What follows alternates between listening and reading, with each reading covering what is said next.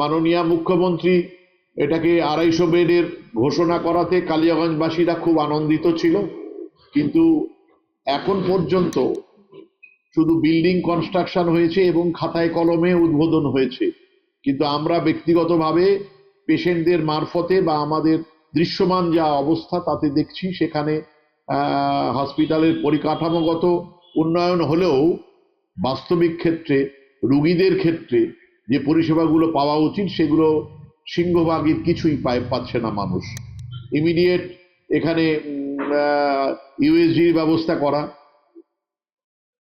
এখানে pathological এক্সামিনেশনগুলো systematic ওয়েতে যাওয়া, আর ওপিডির সিস্টেমটা ঠিক করে রাখা, ও ওপিডিতে সিস্টেমেটিকভাবে চিকিৎসকরা যাতে উপস্থিত থাকেন তার জন্য ব্যবস্থা নেওয়া, রুগীদের যে খাদ্য প্রণালী দেওয়া হয় সেগুলোর মান গত ব্যাপারটা খুব বেশি নজর দেওয়া।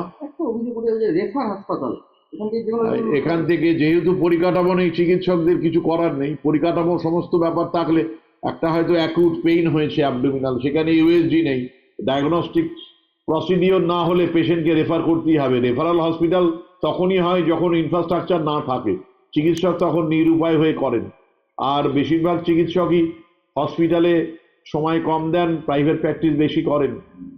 তারা তো সেই জন্য সেই দিকটাও প্রশাসনকে তৎপর হতে হবে, যাতে পরিকাঠামোগত উন্নয়ন করলে তারা ব্যস্ত থাকবে এবং কালিয়াগঞ্জের সাধারণ মানুষের উপকৃত হবে।